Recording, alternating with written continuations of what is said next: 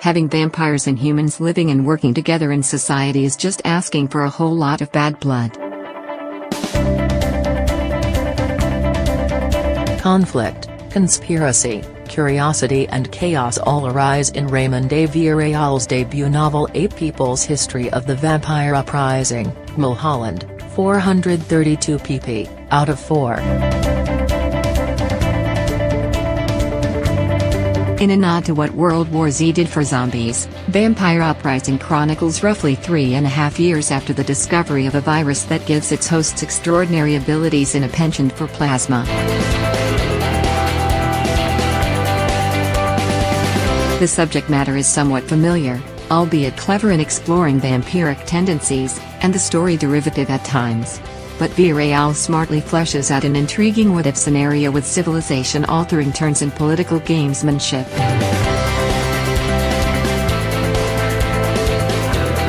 Vampire Rising follows a cast of characters through various accounts, documents and articles that detail the gloamings, they'd rather not be called vampires, please and thank you, and their gradual infection into all walks of life.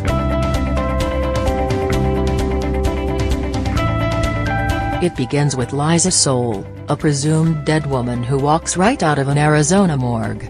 CDC researcher Lauren Scott crosses the country to investigate, and she's the first to make headway into figuring out the mysterious Nobi virus that starts spreading across America.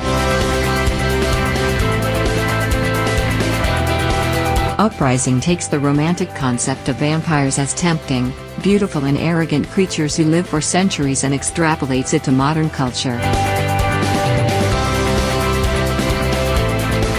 Celebrities and power players want to be recreated as gloamings, they even get their name courtesy of a Taylor Swift social media post, and the vamps start fighting for their civil rights as they play a bigger role in the everyday world. The fact that a growing percentage of the American workforce can only come out at night is just one of many problems. The storytelling is picked up by a Catholic priest, the head of the FBI's Gloaming Crimes Unit, a political operative involved with a gloaming gubernatorial candidate, a nurse who signs up with an anti-vamp terrorist group and others as Uprising shifts from police procedural to social satire to international mystery and back. Naturally, deadly complications arise when one part of the population needs to feed from the blood of the rest. As key players' narratives intertwine, the plot becomes much more about real-world stakes than horror movie staking. The oral history structure is both a positive and a negative for Uprising. Some of the drier chapters lean into congressional testimony and legal mumbo-jumbo. Villarreal is a real Texas attorney, so that stuff's solid if not scintillating.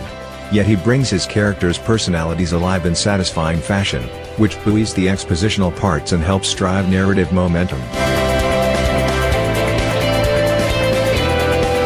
Vampire Uprising is well worth a bite. The creature feature crew will discover that recognizable tropes can feel fresh, and readers who aren't horror fiends will find a beguiling entry into the thoughts of Dracula and his ilk living among us. These new books will keep you busy through beach season. USA Today.